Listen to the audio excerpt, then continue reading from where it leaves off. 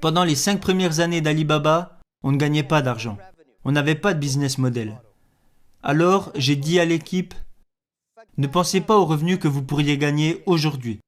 Si nous voulons être une entreprise pérenne sur le long terme, la seule chose qui doit nous préoccuper, ce sont nos clients.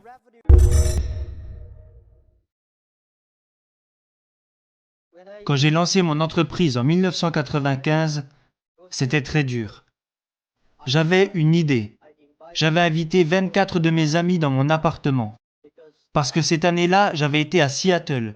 C'était ma première fois aux États-Unis. Et à Seattle, j'ai découvert Internet. Et je me suis dit que cette chose avait les moyens de changer le monde. Alors, je suis allé à Seattle voir un ami à moi. Et cet ami avait un petit business avec 4-5 ordinateurs. Je n'avais jamais touché d'ordinateur avant ça parce qu'ils étaient bien trop chers pour moi. Et aussi beaucoup trop compliqués. Alors mon ami m'a dit, regarde, ça c'est Internet. Et il m'a dit, regarde, tape ce que tu veux. Je lui ai répondu, non merci, il est bien trop cher pour moi, j'ai peur de le casser, je ne sais même pas comment l'utiliser. Il m'a dit, tu sais Jack, ce n'est pas une bombe, tape juste ce qui te passe par la tête. Alors le premier mot que j'ai tapé, c'est le mot bière. Je ne bois même pas de bière, et je ne sais même pas pourquoi j'ai écrit ça. Je suis tombé sur des bières américaines, des bières allemandes, japonaises, mais il n'y avait rien sur les bières chinoises. Alors j'ai tapé le mot Chine. Il n'y avait aucune information sur la Chine. Et là je me suis dit, pourquoi ne pas mettre sur Internet des informations sur la Chine? Ça c'était l'idée de départ. Alors je suis retourné en Chine et j'ai démissionné de mon travail. J'étais professeur. Cela faisait 6 ans que je donnais des cours à l'université. Alors j'ai invité 24 de mes amis dans mon appartement. Après 2 heures à leur expliquer ce que je voulais faire avec Internet, 23 de mes amis m'ont dit de laisser tomber. Ils m'ont dit, ça ne marchera jamais parce qu'il n'y a pas d'Internet ici, et parce que tu ne connais rien sur les ordinateurs. Alors pourquoi veux-tu te lancer là-dedans? Et un de mes amis m'a dit, Jack, si tu veux le faire, fais-le. Et si ça ne marche pas, ben reviens en arrière. Et après y avoir pensé toute la nuit, je me suis dit, je vais le faire. Parce que la plupart des gens ont des idées originales le soir, mais quand ils se réveillent au petit matin, ils retournent simplement à leur travail.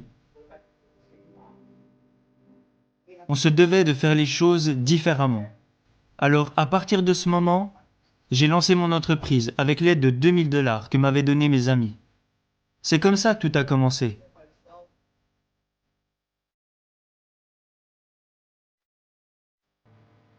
Alibaba a vu le jour en 1999. Et depuis que j'avais commencé mon aventure d'entrepreneur en 1995, j'avais échoué sur tous les projets que j'avais lancés. Alors, en 1999, j'ai eu une idée. Et je me suis dit, la Chine s'apprête à rejoindre l'économie mondiale. Et beaucoup de produits fabriqués en Chine vont se vendre en dehors de nos frontières.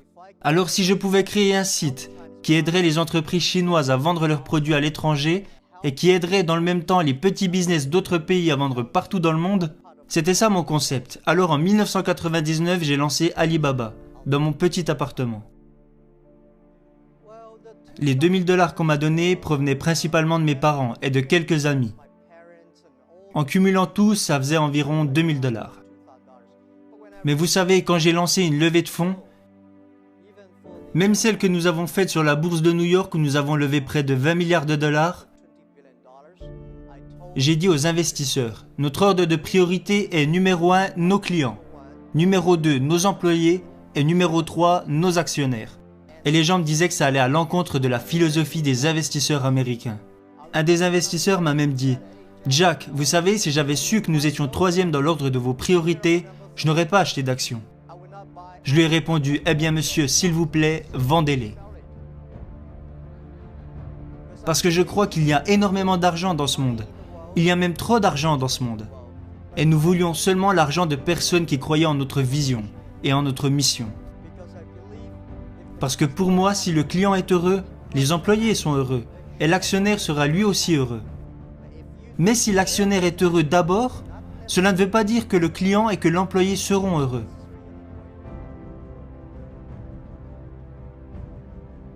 La confiance est l'une des choses les plus importantes. Quand les gens m'ont donné de l'argent, parce que je n'avais pas d'argent quand Alibaba a commencé, il y avait 18 associés dans mon appartement et j'ai dit à tout le monde: mettez toutes vos économies sur la table, gardez seulement de l'argent pour avoir 10 mois d'avance sur la nourriture et le loyer. Et n'empruntez pas d'argent à vos amis ou à votre famille, parce que je ne veux pas mettre vos parents ou vos amis à la rue à cause d'Alibaba.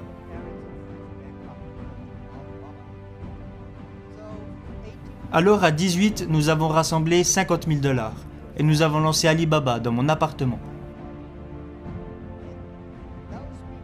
Aucun d'entre nous n'avait beaucoup d'argent à cette époque.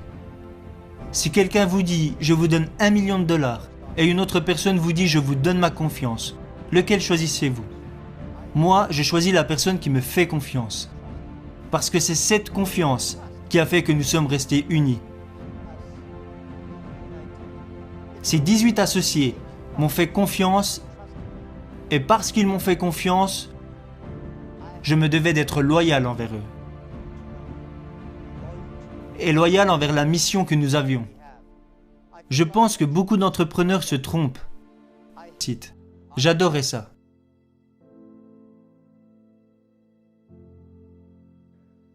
Quand nous étions jeunes, personne ne nous a donné notre chance. Maintenant, nous sommes énormes. Notre devoir est de donner la chance aux jeunes. Les jeunes peuvent faire un bien meilleur travail que nous le faisons.